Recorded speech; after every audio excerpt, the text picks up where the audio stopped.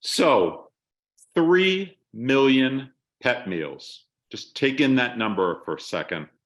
3 million pet meals. That's the number of meals our community outreach program delivered to hungry pets in 2022, which incidentally is about 1 million more meals than we provided the year prior. For the most underserved communities in Massachusetts, our community outreach program is a lifeline that connects pet owners in need with the food, supplies, and medical resources that keep their pets happy and healthy. The leader of our outreach and clinics program, Alyssa Krieger, joins us today, along with Director Mike Kiley, to tell us more. Alyssa and Mike, welcome, and over to you. All right, thank you so much, Neil. That's why. Already having problems. Hi, I'm Alyssa Krieger. I'm the Associate Director of Community Outreach at the MSPCA. And I'm Mike Kiley, Director of Adoption Centers and Programs for the MSPCA. Pretty excited to talk about this presentation with you and the work that we're doing. And today, just for the agenda, what we're really going to do is walk you through some of the work that we are doing in our community outreach programs, as well as what we're doing at home in our community clinic programming. We're going to talk to you about some of the numbers, as Neil mentioned, the support that we provide both through the community outreach programs, as well as the community clinic work that we're doing. And then we're going to really talk about how we're solving problems at the roots. That is always the number one most important thing that we're driving towards in all the programs that we have. And keeping pets at home with their families is a core number one goal that we have for these programs. And then we're going to talk a little bit about how you can help through donations as well as volunteering. So I think to kick it off, I think it's really important to understand how we got here, why we are doing these programs that we're doing now. And this sort of chart gives you a good understanding, and it's a lot of numbers, but I think what it shows you is over time is that the total numbers that we've been taking into our adoption centers that represent homeless animals that needed a place to go has continued to decline significantly over the years. And this blue bar that you're seeing that's going in the opposite direction is a reflection of how we got here. And that's because we've been putting resources into our communities for a long time. That starting point for us was helping with access to affordable spay-neuter to combat the overpopulation issue in Massachusetts. And as soon as we hit that point as we got to the point where our intake started to drop significantly with the resources that we were provided, we knew that we needed to make a change.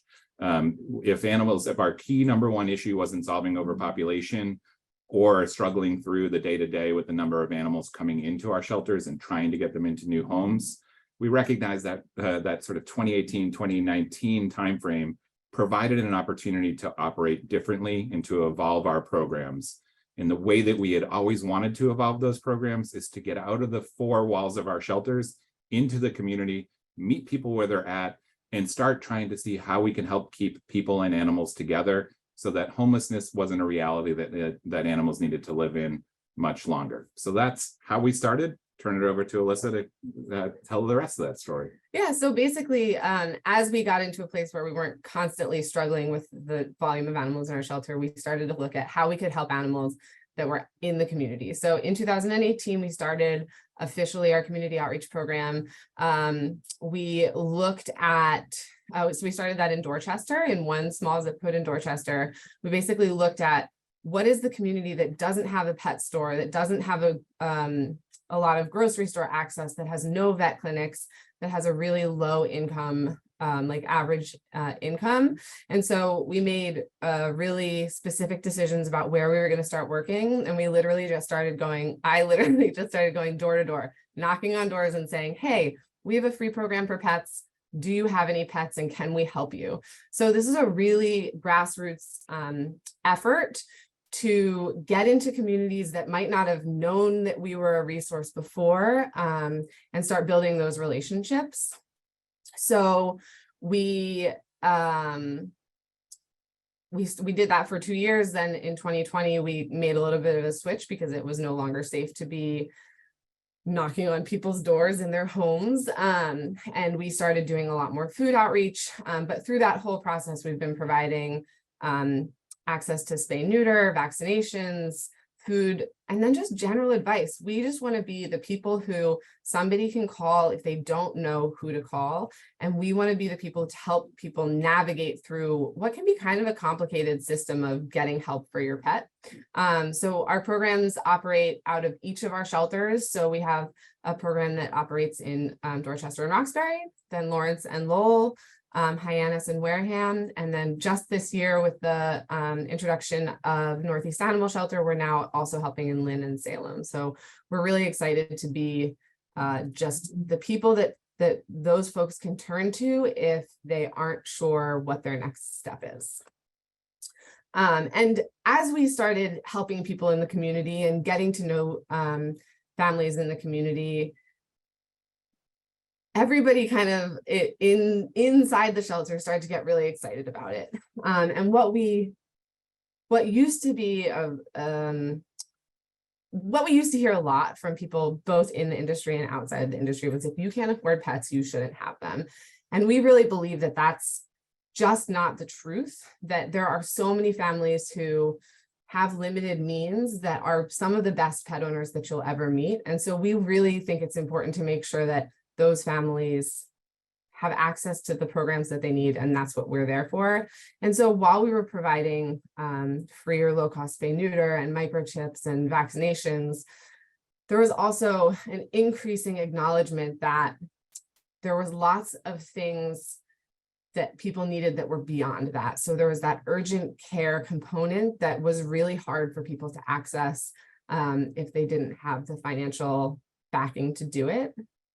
And that being able to provide that was going to keep way more animals in homes. We were really, nobody wanted to be in a situation to say to somebody, if you can't afford this surgery, then you can't keep your pet. And that's when we started really talking about our community clinics, which I'm going to let Mike tell you a little bit more about. Oops, I keep pressing the wrong one. So I think what Alyssa's saying is very true. What we started to recognize is as we get into the communities and start going into very specific zip codes or communities that we knew had financial issues, we started to recognize that there are also people who come to us looking for assistance, and that although the community outreach team was doing a fantastic job, we started to recognize that we're giving different answers depending on how people connect with us, and we wanted to change some of those conversations and opportunities, regardless of how someone interacted with our organization. So in 2020, we made a shift to all of our spay neuter and shelter clinics to provide access to affordable outpatient urgent surgeries. And we couldn't have picked a worst time in our mind, because we literally launched the first community clinic venture in Boston 3 days before we shut down for COVID. And there was a worry in my mind that, okay, this really great idea that we have is going to now not become a reality. But what we learned through the pandemic is that all of our communities, whether they are communities that were struggling with poverty or not, everybody in the country was all of a sudden vulnerable in a way that we have never experienced in our lifetimes. And it was a real clear intention on our part to say, we recognize that we are actually going to really fill an important need through this shift by being able to provide these affordable services to help keep people and their pets together. And what we really focused on is recognizing that what was separating animals and people was those urgent situations.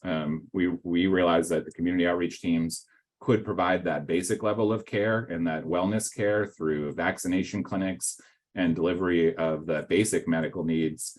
But if someone was dealing with a situation with an urgent surgery like a pyometra, that those animals, the only pathways that were established is that they either had to relinquish that animal or make a tough decision for euthanasia simply because of the financial need that was there to resolve that surgery. And we recognized that we could solve that by this transition in the clinics. And not only did we not shut down our clinics for 2020 at the start of the pandemic, we grew them quickly because it became an increasing need, and it is still an increasing need.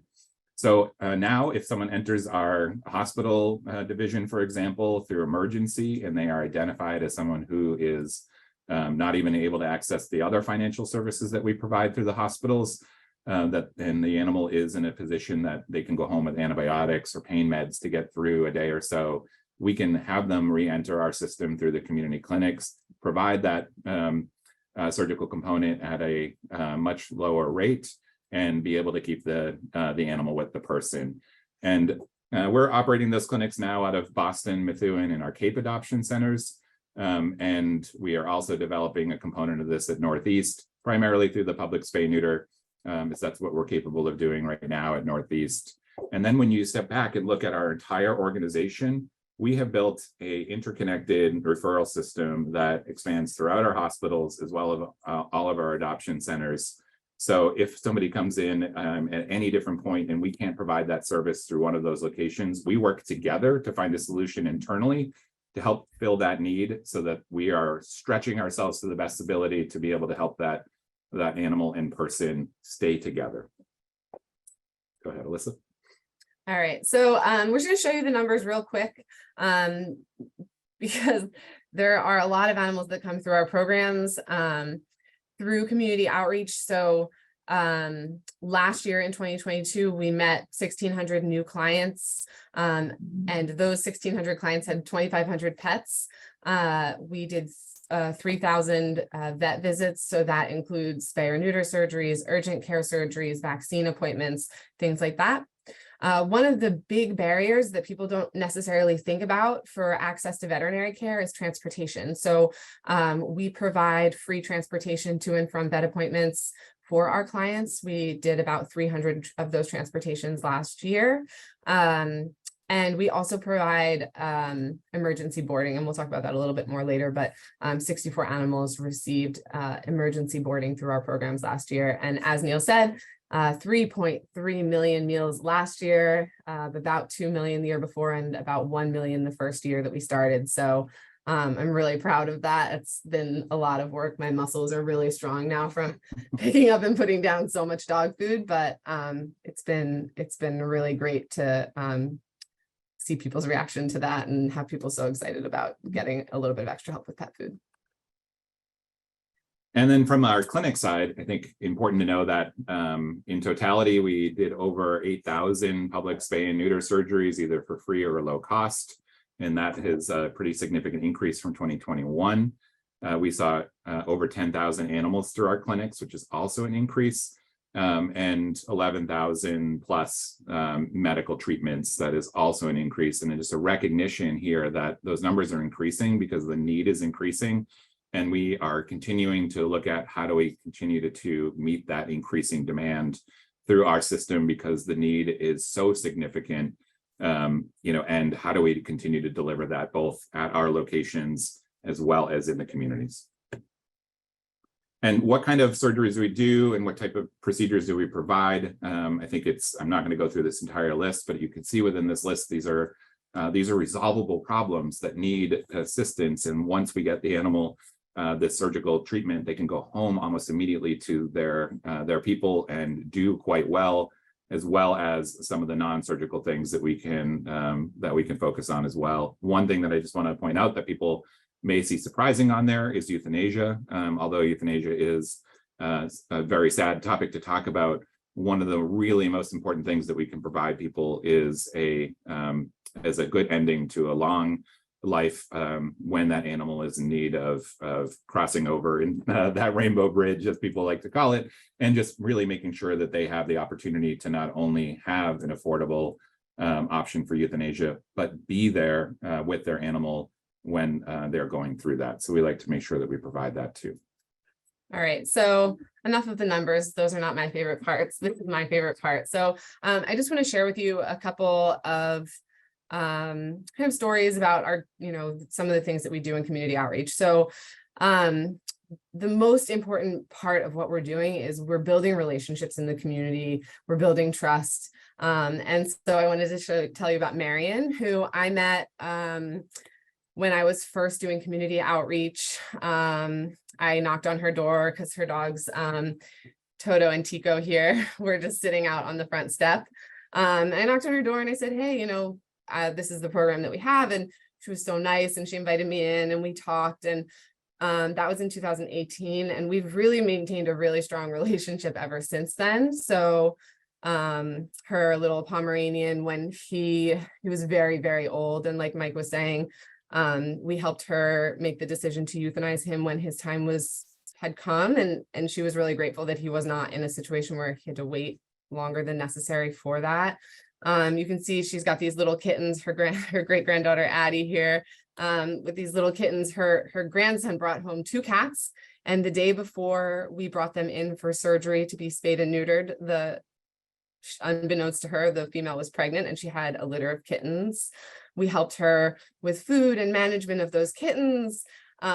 We helped her up here in this right-hand corner. We helped her find a home for one of the kittens that she didn't have a home for.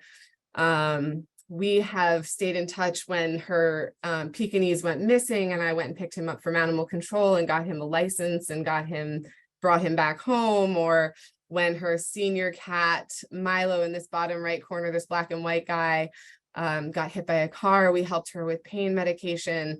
We've just been in touch with her for so long, and she had so many pets that we just are there all the time. And when COVID came, and they were, having a hard time getting enough food for all of the animals with everything that was going on in COVID, we were there for her. And Marion knows she can call us anytime, and I love her so much. She's like, I call her my second grandma. She's just such a wonderful person, and she has so many connections in the community, and just being able to know people who love their pets as much as she does and have the opportunity to just give them a boost when she needs it has been really like an honor for me. And I just love her, and she loves her pets so much, and we're just there to pad things a little bit when they get a little tight, and I just love it so much. I love her. Another animal that we have met, this is Chachi, who, this story is really incredible. This dog was the family had a small child, and he opened the door, the dog ran out. It's completely an accident, but she got hit by a car, and she came into a hospital and was unable to walk. And they were told that she needed a $6,000 surgery, or that they should euthanize her.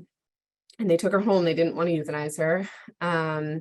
And we sent, our law enforcement team goes out when an animal leaves a hospital without, against medical advice, to check in on the animal and make sure that it's doing okay. But instead of just sending our law enforcement team, we also sent Dr. Feldman from our community clinic, so that she could assess the dog there and see what we could do to help. And lo and behold, when they knocked on the door, Chachi came running down the hallway. She had been walking again. And so we were able to, through our community clinic, work with the family to provide these bandage changes. So she got this like whole brace thing that we changed it once a week for I think 8 or 10 weeks to help her spinal cord recover enough. And she ended up doing perfectly. And so I think it's one of those situations where we often think that to be a good pet owner, you have to do the most, the gold standard of care. And that's not possible for everybody, but that doesn't mean that they don't love their pet. And that doesn't mean that their pet can't have a really great outcome. And so when we can be a little bit flexible, and when we can use our expertise to come up with a creative solution where an animal has a good outcome, we really want to do that. And because we were able to be a little bit flexible and to find some creative solutions, Chachi is still with her family, who adores her, and miraculously alive. I love Chachi because everybody thought she was not going to do well, and she just really is thriving. And then the last little story I want to tell you is just about trust. And I think that the MSPCA, for all of the great work we do, hasn't always been a name that everybody trusts in every community. We have lots of different programs, and so being in the community every day and letting people get to know us is one way that we have really created trust. And that trust made a huge difference. Last year when this house burned down in Dorchester, I got a call from somebody that there was a house on fire in our community. I don't know, people just call me now when things are going down. So I literally just got in my van and went there. And what I found when I got there was a bus full of people who couldn't leave because they had nowhere to go because they had their pets with them. And so you'll notice this brown tabby cat in the middle here. I know this family. It's this family in the top right up here with this little brown tabby kitten. So this is the kitten that we helped find a home for. And 2 years later, his family is sitting on a bus with nowhere to go because their house burned down and the hotel they were going to wouldn't accept pets. And so when I walked onto this bus, I already knew everybody. And so when I said to everyone, let me take your pets for you, we will hold them for you until you can get into a place where you can have them back and they can be safe.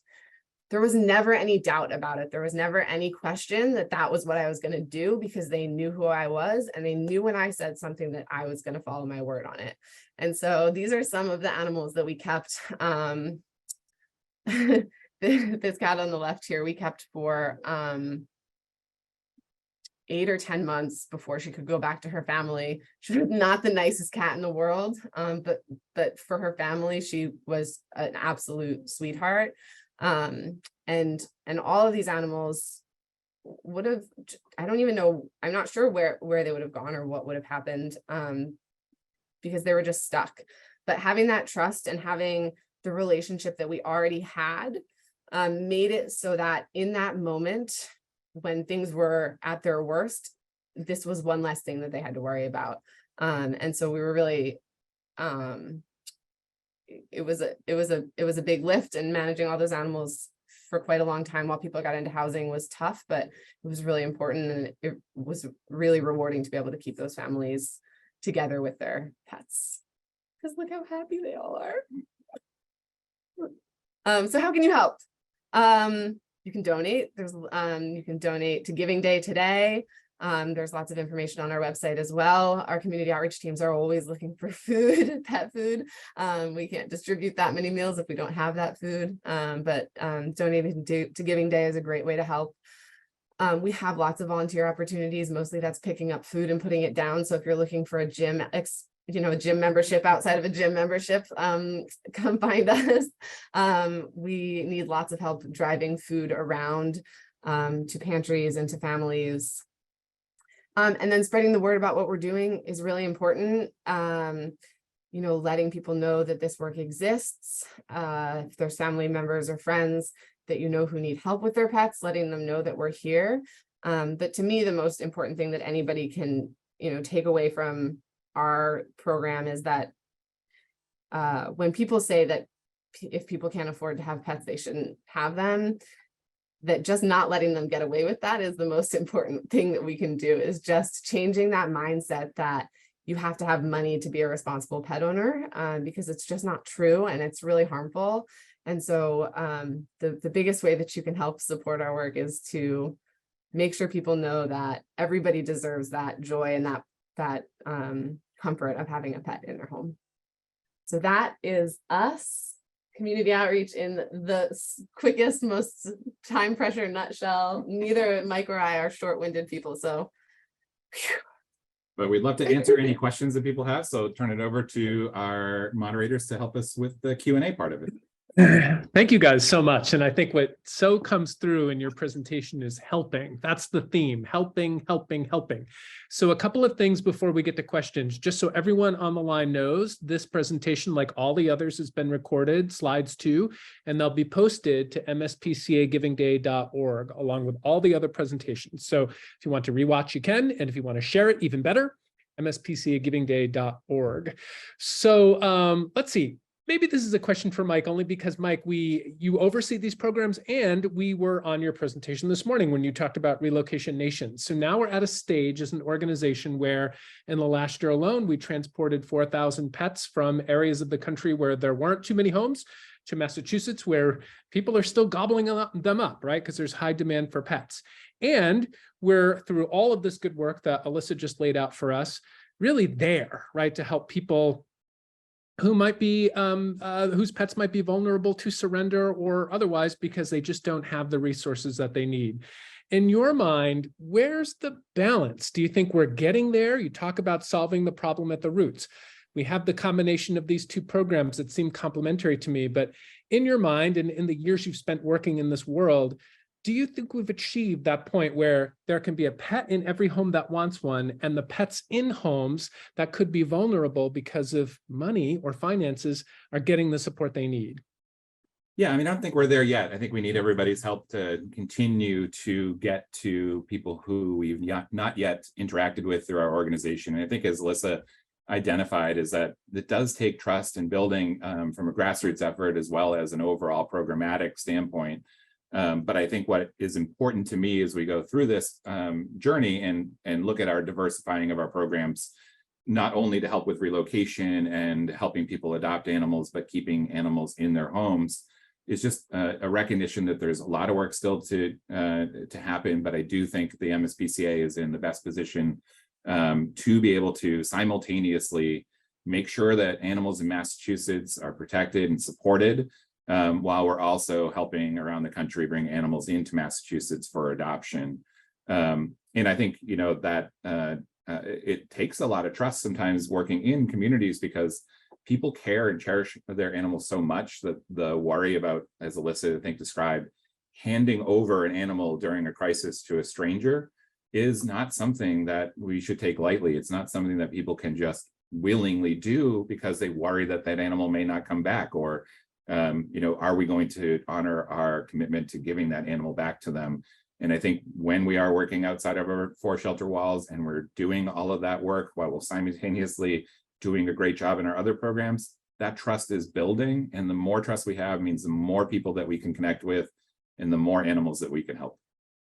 Very helpful perspective. Thank you. While we have you, a related question. This is a good question. Would you say we have a larger per capita demand for pets here in New England? And if so, why do you think that could be? Well, I think that I think it's a little bit of a challenging one to really look at the data and identify exactly some of those components. What I can tell you is from past data that we've done is that we recognize that Massachusetts is actually a lower dog owning state than other states. Would be a bit surprising because I know Massachusetts people as loving dogs. But as a card carrying cat person, I'm always excited to share that Massachusetts is one of the top cat owning states in the country. And I think that has a lot to do with, you know, some variables that you don't see in other states. We have a lot of people living close together in cities, not a lot of rural areas to spread out in.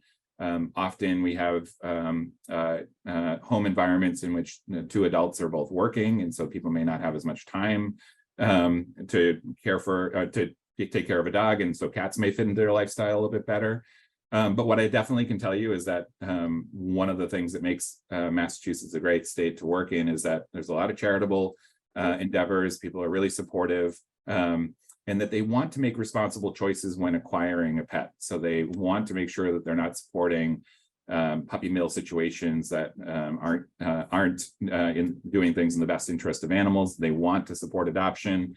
They want to acquire animals responsibly. And I do think as we look into our communities, I think one thing that I am always struck by that Alyssa has shared with me is initially we started our community outreach programs kind of with the idea that we were going to extend our spay-neuter reach and help convince people that might not know that we offer spay-neuter services to take advantage of our spay-neuter services. But what we find in those communities is that people are rely on acquiring pets from people within their community. And so we've made a little bit of a shift. We're not in an overpopulation situation anymore in Massachusetts. And so instead of trying to just get everyone to spay and neuter their animals, looking at how can we support this system so that if people are exchanging animals in our communities, that they're having all the resources to do it well, and that we're caring for people both through adoption, but also responsible access, acquisition of animals within the community. Good perspective. Thank you. Alyssa, coverage area, Worcester, what's available out in Metro West, Central Mass for folks who may need it? Yeah, I saw that. I love that the question is there any community outreach program like ours? And the answer is there's no community outreach program like ours because we're the best. But so we don't serve Worcester. It's a little bit too far out for us for like our being in the community. There are all kinds of low-cost spay neuter programs and vaccine programs in Western Mass. I'm not going to list them all off now, but if anybody needs help finding those programs, they are more than welcome to contact us. You can just email outreach@mspca.org or me. It's akrieger@mspca.org, and I can certainly put people in touch with specific resources if they need it. So anybody who's looking for resources for low-cost pet care who's not specifically in, Lawrence, Lowell, Dorchester, Roxbury, Wareham, Hyannis, Lynn, or Salem. If you're not in those areas, but you're looking for help, email us. We are not going to turn people away who need help. We really look at ourselves. We have like a no wrong door policy, which is that if somebody comes to us and asks for help, even if we can't help them with it, we are not going to stop until we have found an answer for them and connected them with that resource. So if you live in Worcester and you need help with something specific, give us a call, send us an email. We're not going to say, go ask them. We're going to find that resource and we're going to put you in touch with it. Love the doggedness and the commitment to help. Thank you so much. That's And I'll the add one. questions. Can I add one go more ahead. piece to that too? Just, I think if we were to forecast like the next 10 years, I would say that we would love to expand our community outreach, reach much further than we are right now. It does take a lot of resources to do that. And so on the Spirit of Giving Day, if we had more resources, we would extend our reach as far as we can, because we know this program really works, and we're going to extend that in a couple of different ways. Us doing it directly by expanding our program if we have the resources to do that, but also we know that this is a shift in animal welfare that is developing, and we're at the forefront of that. And one of the responsibilities you have when you're at the forefront of a movement is to teach others to do what you're doing. And we work closely with lots of different organizations. And if you're talking about Central Mass, we're good friends with Worcester Animal Rescue League. We share resources and help each other out to solve problems. And we are planning to start teaching this program to other organizations that want to go in this direction too, so that the maximum amount of support can be out there for communities all around Massachusetts and beyond. Yeah, but if I could hire like 15, 25 more people, then I'd great. Thank you both. Neil, over to you. Geez. Well, so they took my closing lines, but let me put it. Let's phrase it this way. So first of all, guys, Alyssa, Mike, thank you so much for an interesting and enjoyable presentation. It really was a privilege to have you share your insights with us, and we appreciate it. I have to say your passion comes through like nobody else's, and you're very fortunate because you happen to have me as someone who shares your passion, and I take great pride in this work. Like Mike said, there are not a lot of animal organizations that are doing work like the MSPCA-Angell are doing. So I really do believe that we're on the cutting edge, and we're tackling something that will become the animal welfare issue of the next 10 years. I'm not saying that we will have lick, spay, neuter, and that adoption will be taken care of, and all medical needs will have been taken care of. But there's no question in my mind that access to care and access to food and supplies is going to be one of the most unserved needs over the next 10 years. And as Mike and Alyssa said, you heard the communities that we're serving. No surprise, they happen to be the communities that are adjacent to our adoption centers, but it's the tip of the iceberg. There are so many additional underserved communities in Massachusetts that we would like to help. So the support from our donors is absolutely key. And that leads me to my friends listening to your presentation. Friends, I hope you enjoyed it and that you learned more about our good work and about yet another component of the mission of our organization. If we indeed moved you to make a donation, thank you so very much. If you're still thinking about a donation, again, please go to MSPCA-Givingday.org. And remember, we have more programming ahead, which you may join if you'd like, and these details too are at MSPCA-Givingday.org. Again, I want to thank our presenters and our listeners for your dedication to animals and commitment to our cause. It goes without saying that we could not do all the good work that we do without the support of our generous donors. So thank you again from all of us. And everybody have a good day. Bye, thank you.